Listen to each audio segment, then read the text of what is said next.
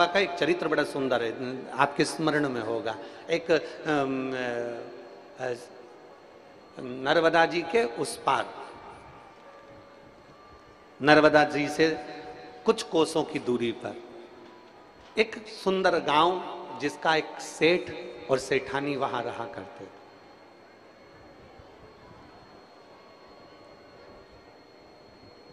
सेठ का नाम था नारायण और सेठानी का नाम था विमला। कभी कभी उसको घर के नाम से भानुमति भी कहा करते थे।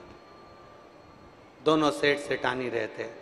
आप लोगों ने तो ओमकारेश्वर के पास में रहते हो तो आपने तो ये कथा सुन रखी होगी, स्मरण आपके पूरे ओमकारेश्वर वालों ने तो सुनी होगी, पर जो ओमकारेश्वर के बाहर के हैं उनके लिए भी ये कथा है।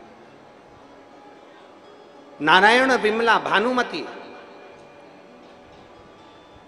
दोनों रह रहे हैं, आराम से रह रहे हैं। उनका एक नियम था, प्रदोष के दिन नर्मदा जी के घाट पर जाते थे, दीपदान करते थे, पूजन करते थे, नर्मदा जी की बालू रेत का शिवलिंग बनाते थे, ओमकार बाबा को याद कर कर, ओमकारेश्वर का दर्शन कर कर, सुंदर आनंद के साथ में शिवलिंग बनाकर उसकी पूजन करते, मां नर्मदा जी का जल उसको समर्पित करते। और जब प्रदोष के दिन वहां से दर्शन कर कर निकलते तो नर्मदा जी का एक कंकर लेकर, कंकर मतलब जम के बोलो शंकर, कंकर मतलब शंकर, नर्मदा जी का एक कंकर लेकर चले जाते। अब उनका नियम क्या था, प्रत्येक प्रदोष को आना, और प्रत्येक प्रदोष को आना, स्नान करना, पूजन करना, दीपदान करना, शिवलिंग का निर्माण करना बालू रेत का, और पूजन करने के बाद में शिवलिंग विसर्जन करके एक कंकर उठाकर लेकर जाते। कंकर को ले जाकर वो एक कमरे में रख देते, कमरे में रखते। इस प्रदोष को कंकर लेकर गए तो अगली प्रदोष को जब वापिस नहाने आते, स्नान करने आते, तो वो कंकर को लेकर आते। कंकर लाते, नदी में डाल देते, नर्मदा जी में जल में, और दूसरा कंकर फिर उठा कर ले जाते। फिर वो कंकर को रख जाते नदी में, तीसरा कंकर ले जाते। एक कंकर को उठा कर ले जाते, उसको रखते, अगली प्रदोष आती वापिस लेके आते, उसको नदी में डाल देते, नर्मदा जी में उसको दे देते। माई नर्मदे, अब माई नर्मदा जी में उस कंकर को ले जाके डाल देते, ओमकार बाबा का पूजन करते, शिवलिंग का आराधना करते। प्रत्येक प्रदोष, एक प्रदोष में ले जाना, फिर अगली प्रदोष में लाना, फिर उसको ठंडा करना, फिर दूसरा ले जाना। सेठ सेठानी का नियम। अवस्था निकलते निकलते निकलते निकलते दोनों बूढ़े हो गए। बूढ़े हो गए तो शरीर में कष्ट हो गया। बूढ़े, विमला बोली, भानुमति बोली। ये ओमकारेश्वर बाबा की पवित्र कथा है, आप लोग तो सुने हुए होंगे ओमकार घाट वालों, पर बाकी के लोगों के लिए आप लोग तो सुने हैं।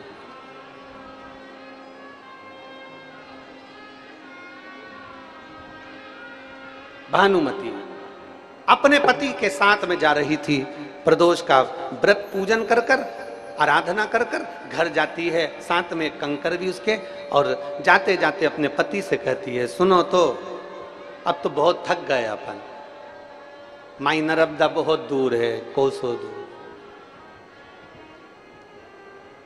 चला भी नहीं जाता, घुटना इतना दुखता है, कमर इतनी दुखती है, परेशानी इतनी होती है। और यहाँ से स्नान करने के बाद घर जाओ, घर जाके फिर भोजन बनाओ, भोजन बना के फिर भगवान के आराम से जिमा के फिर अपन जी में सो तो बात। परंतु भोजन बनाने के लिए मैं थक इतनी जाती हूँ कि भोजन बनाऊं तो बनाऊं कैसे। पत्नी ने कहा, अगर अपनी भी बहू होती ना तो बड़ी कृपा हो जाती, अगर अपनी भी बहू होती ना तो अपन पहुंचते ना तो सेवा कर लेती, अपन पहुंचते ना तो वो भोजन बना के तैयार रखती, अपन पहुंचते ना तो अपने लिए दूध बनाकर तैयार रखती। अपनी बहू होती ना, आंख में से जल झलक रहा है, सेठ सेठानी नारायण विमला दोनों चले जा रहे हैं। घर पहुंचे, इतने में तुरंत सेठ जी ने कहा, तू चिंता मत कर, भगवान भोलानाथ चाहेगा तो बहू भी देगा, तू क्यों चिंता करती है, बाबा पर छोड़ देना, हम तो बाबा के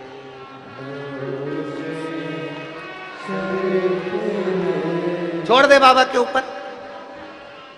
जिसके घर में 20 साल तक औलाद नहीं हुई उसने बाबा के भरोसे छोड़ दिया, तो तुम्हें छोड़ने में क्या दिक्कत है। विमला ने कह दिया, पति ने, नारायण ने कहा, जब होना होगी हो जाएगी, बाबा पे छोड़ दे। अब समय आ गया। समय आया तो 3 दिन के बाद पति ने पत्नी से कहा, सुनो,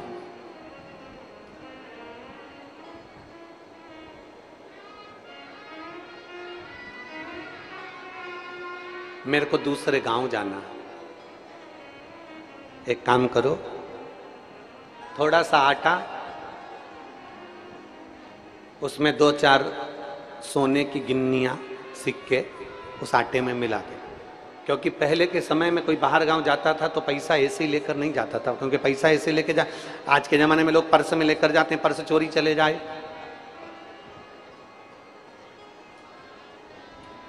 बैग में लेकर गए, बैग चोरी चले गया।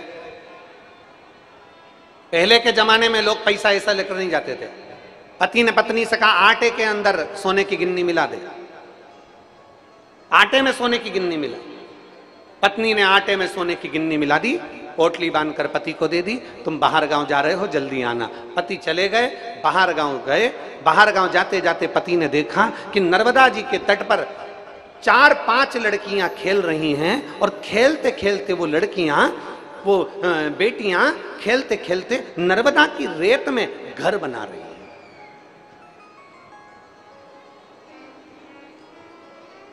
आप लोगों ने भी बनाया होगा बचपन में, जब अपने मोहल्ले में रेत की ट्राली डली होगी, जब अपने बचपन में अपने घर के पास में किसी का मकान बन रहा होगा, वहां रेत इकट्ठी हो गई होगी, अपन छोटे छोटे से थे तो उसमें ऐसे मिट्टी को निकाल निकाल के, रेत को निकाल निकाल के उसमें घोंसला कर लेते थे, उसमें घर बना लेते थे।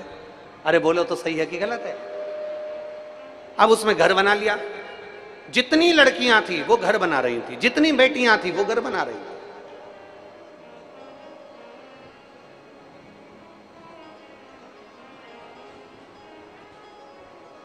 अब लड़कियां घर बना रही, नारायण सेठ खड़े खड़े देख रहे। नारायण सेठ ने क्या देखा कि लड़कियां घर बना रही हैं और बिगाड़ रही हैं, घर बना रही हैं, मिटा रही हैं, घर बना रही हैं, तोड़ रही हैं, घर बना रही हैं, तोड़ रही हैं। पर उसमें एक लड़की ऐसी थी, वो घर तो बना रही थी पर तोड़ नहीं रही थी। सेठ ने मन में विचार कर लिया, बस बहू मिले तो यही मिले जो घर तो बनाए पर तोड़े ना।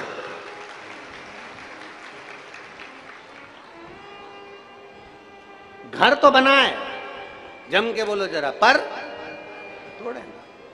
सेठ जी खड़े खड़े देख रहे हैं, बेटियां घर बना रही हैं, तोड़ रही हैं, घर बना रही हैं, तोड़ रही हैं, पर एक लड़की उसमें ऐसी है जो घर तो बना रही है पर तोड़ नहीं रही है, उसको सजा रही है, पत्थर उठा उठा के उसको सजा रही है पर तोड़ नहीं रही है। सेठ जी ने सोच लिया, बहू बने तो बस यही बने। लड़की अपने घर जाने लगी, वो लड़की अपने घर जा रही थी, सेठ उसके पीछे पीछे चला गया। माई नर्वरे, सेठ पीछे पीछे चला। सेठ पीछे पीछे चलते चलते लड़की के पीछे पीछे चला, उसके घर पहुंचा। लड़की ने पलट कर देखा, सेठ जी कोई पीछे आ रहा है, कोई मेरे पीछे चल रहा है। इतने में लड़की ने जाकर दरवाजे पर पूछ लिया, अपने घर के दरवाजे पर, तुम कौन हो? तो कहा, मैं नारायण हूं, दूसरे गांव में रहता हूं, मुझे दूसरे गांव जाना है। मैं आपको देख लिया, मेरे को भूख लग रही थी, इसलिए आपके घर आ गया, आपके पीछे पीछे। मुझे भूख लगी है। बेटी ने कहा, भूख लगी है, मैं अंदर से भोजन लेकर आती हूँ। अंदर गई, माँ माँ भोजन दे दो, बाहर कोई भैया आया हुआ है, कोई दादा आया हुआ है, बाहर कोई पथिक आया हुआ है, माँ भोजन दे दो। माँ ने कहा, मेरा भोजन बन रहा है, मैं पथिक को दे दूंगी। इतने में पथिक ने आवाज लगाई, बेटी बाहर तो आओ। बेटी बाहर आई, बोलो बाबा। पथिक ने कहा, बेटी मैं किसी के घर का खाना नहीं खाता, मैं किसी के घर का भोजन नहीं करता, मेरे पास ये आटा बंधा हुआ रखा है, ये ले जाओ, तुम्हारी माँ से इसकी 2 रोटी बनवा दो, मैं खा लूंगा। ये आटा रखा है, घर ले जाओ, तुम्हारी माँ से 2 रोटी बनवा दो, मैं खा लूंगा। बेटी ने जाकर अपनी माँ से कहा, माँ वो पथिक कर रहा है कि 2 रोटी उसके साथ में आटा रखा, उसकी बना लो। माँ कहती है, कौन उसका आटा उसने का, तू तो एक रहने दे, अपनी रोटी दिया। नहीं माँ, वो मना कर रहा है, मैं किसी के घर की रोटी नहीं खाता, मुझे तो अपनी रोटी खाना है, आटा। तो माँ ने कहा, ला उसका आटा ला दे। माँ ने आटा मंगवाया, उसको छानने के लिए तैयार हुई। जो छाना तो उसमें से सोने की गिन्नियां निकली। अब जो सोने की गिन्नी निकली तो माँ ने सोचा, गजब, जिसके आटे में सोने की गिन्नियां हैं, उसके घर में कितनी सोने की गिन्नी होगी। माई नर्मदे।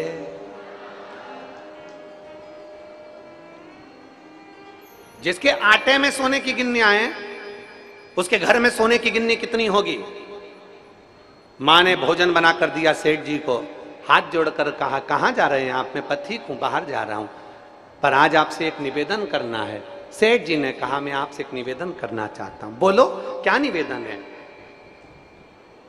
इस लड़की को मुझे अपनी बहू बनाना है, इस बेटी को मुझे अपनी बहू बनाना है। मां तैयार, क्योंकि जिसके आटे में सोने की गिन्नियां हैं तो घर में कितनी सोने की गिन्नी होगी। जी मैं तैयार हूं, तुम्हारे लड़के को लेकर आओ, मैं बहू बनाने के लिए तैयार हूं, तुम्हारी मेरी बेटी तुम्हारे घर की बहू बनेगी, लाओ लड़के को। इतने में सेठ जी ने कहा, लड़का तो काशी में पढ़ने के लिए, व्यापार के लिए गया है, एक काम करो, मां नर्मदा का जल भर लो, उसमें एक कंकर रख लो और मां नर्मदा से विनती कर कर मां नर्मदा के जल से ही इसकी फेरी डलवा दो, मैं समझ जाऊंगा कि मेरे बेटे से इसकी शादी हो गई। मां नर्मदा का जल भरा, घड़े के अंदर कंकर शंकर को रखा, बेटी का भावर डलवा दिया, बेटी का भावर डलवाकर बेटी को बहू बनाकर ले आया। जैसी बहू बनाकर लेकर आया, आवाज लगाई अपनी पत्नी को, सुनो बिमला, भानुमति सुनो। भानुमति ने कहा, तुम इतनी जल्दी आ गए? हाँ, ये कौन आया है साथ में? तुम्हारी बहू आई है साथ में। भानुमति ने अपने पति का हाथ पकड़ा, अंदर रसोई घर में ले गई, रसोई घर में हाथ जोड़कर बोली, अपनी तो कोई औलाद ही नहीं है तो बहू कैसे आ गई? अपने को तो बच्चा ही नहीं है, अपने को तो संतान नहीं है, तो फिर बहू कैसे लिया है? भानुमति से कहा, मैंने माई नर्मदा के साथ में कंकर शंकर को रखकर इसका फेरा डलवा दिया, तू चिंता मत कर। मैंने इससे कह दिया मेरा बेटा काशी में व्यापार करने गया है। पत्नी बोली, झूठ बोलकर कब तक जिंदगी चलेगी, आपको सत्य बोल देना था। पति ने अपनी पत्नी को कसम दे दी, तुझे सौगंध है मेरी, तू मत बताना, चलने दे, बाबा संभाल लेगा, सब संभालेगा। धीरे धीरे धीरे धीरे बहू ने अपने सास ससुर की सेवा करना चालू करी। सास ससुर प्रदोष का व्रत करने जाए, सास ससुर नर्मदा जी के तट पर शिवलिंग का निर्माण करे, निर्माण कर कर एक पत्थर रखें, अगला पत्थर रखें, ऐसे करते करते 8 महीने 9 महीने 1 साल 1.5 साल निकल गया। आज भानुमति की बहू बाहर किसी संत को भोजन देने के लिए गई, पड़ोसन ने देख लिया, आवाज लगाकर बुला लिया, बहू रानी इधर तो आओ, तुम्हें मालूम है तुम्हारे सास ससुर जैसा झूठेला संसार में कोई नहीं होगा, तुम्हें मालूम है तुम्हारे सास ससुर जैसा झूठेला संसार में कोई नहीं होगा। इतने झूठेले हैं, इतने झूठेले हैं कि तेरी जिंदगी बर्बाद कर दी, तेरी जिंदगी। बहू ने पूछा, क्या जिंदगी बर्बाद कर दी? उनका कोई बच्चा नहीं है, उनकी कोई औलाद नहीं, उनका कोई लड़का नहीं है, और तुझे बहू बना कर लिया है। भानुमति की बहू ने कहा, ऐसा नहीं हो सकता। अब तो उसके दिमाग में धीरे धीरे स्लो पॉइजन जाने लगा, उसको लगने लगा कि हो सकता है दिख नहीं रहे, 1 साल हो गया, 1.5 साल हो गया। अब तो बहू ने सास का सेवा करना बंद कर दी, ना चाय बनाए, ना दूध बनाए, ना भोजन बनाए, ना सेवा करे, ना चाकरी करे, कुछ ना करे। अब तो अपमान करे सास ससुर का। इतने में ससुर नारायण ने अपनी पत्नी से कहा, चिंता मत कर, तू बाबा पर सब छोड़ दे, सब अच्छा करेगा, क्यों चिंता करती है। एक दिन पड़ोसन ने बहू को फिर बुला कर कह दिया, अरे तेरे सेठ के पास में, ससुर के पास में बहुत सारा माल है, चाबी ले ले उससे। बहू ने जिद कर चाबी मांग ली, सास चाबी नहीं दे रही थी। नारायण ने अपनी पत्नी से कहा, बिमला चाबी दे इसको। बिमला ने चाबी दे दी। अब तो बहू पूछती नहीं। प्रदोष का दिन आ गया, नर्मदा जी के घाट पर चल दिए बूढ़े पति पत्नी दोनों। एक कमरा ऐसा था जो नारायण ने मना कर दिया था, इस कमरे को मत खोलना, इसकी चाबी बस केवल हम खोलते हैं और प्रदोष की प्रदोष खोलते हैं, इसको मत खोलना। पर बहू तो जिद्दी थी, जिद्दी।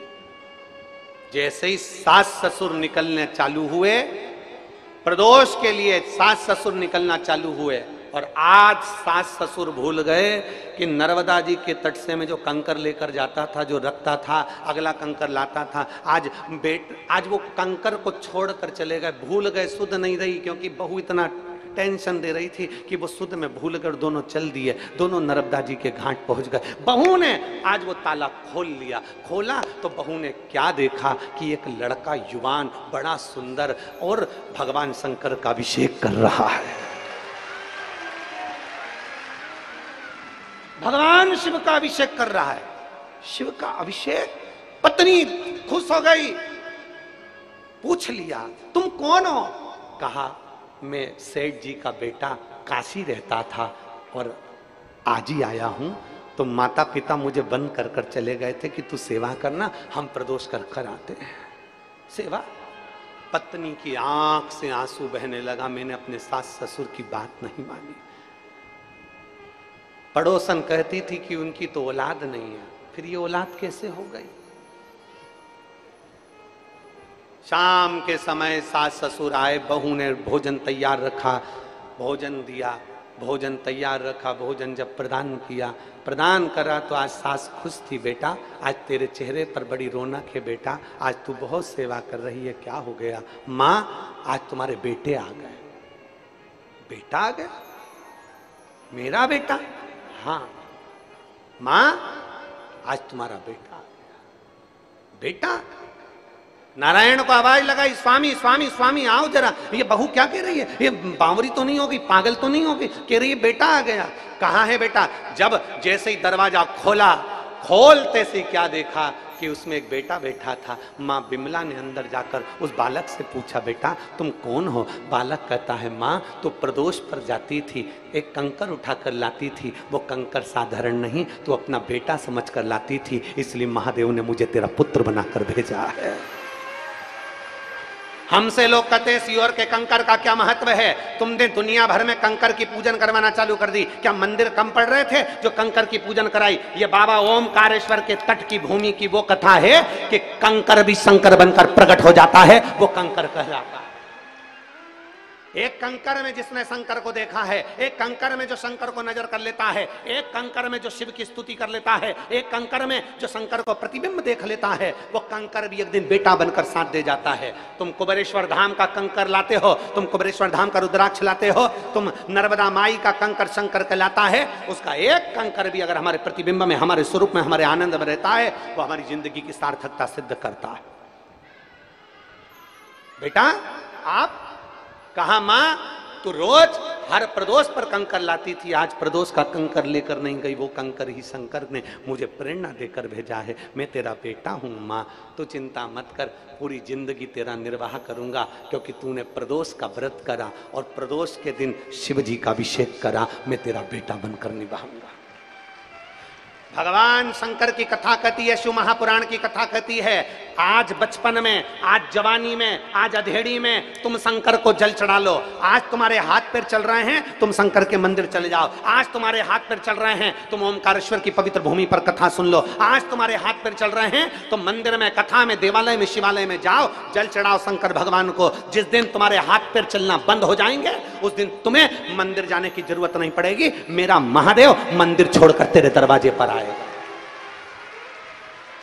तुम्हें मंदिर नहीं जाना पड़ेगा, तुम्हें ओमकारेश्वर नहीं जाना पड़ेगा, तुम्हें कहीं पर जाना नहीं पड़ेगा। तुम मां रेवा की सेवा करते हो, मां नर्मदा की सेवा करते हो, एक दिन मां नर्मदा तुम्हारी बेटी बनकर तुम्हारी सेवा करेगी। एक दिन मेरा ओमकार बाबा तुम्हारा बेटा बनकर सेवा करेगा। एक दिन कुबेर भंडारी तुम्हारा बेटा बनकर सेवा करेगा। तुम मंदिर तक जाते रहो, जब तक शरीर में श्वास है, जब तक ये शरीर चल रहा है, तब तक शंकर के मंदिर में जल चढ़ाना बंद मत करना, तो तुम्हारी दुख की घड़ी में मेरा महादेव तुम्हारा पुत्र बनकर तुम्हारे सामने खड़ा मिलेगा। वो कंकर शंकर है। नर्मदा के तट पर ओमकारेश्वर की भूमि पर रहने वाले तो इस कथा को जानते थे, पर जो इस कथा को नहीं जानते थे, ये कथा उनके लिए है।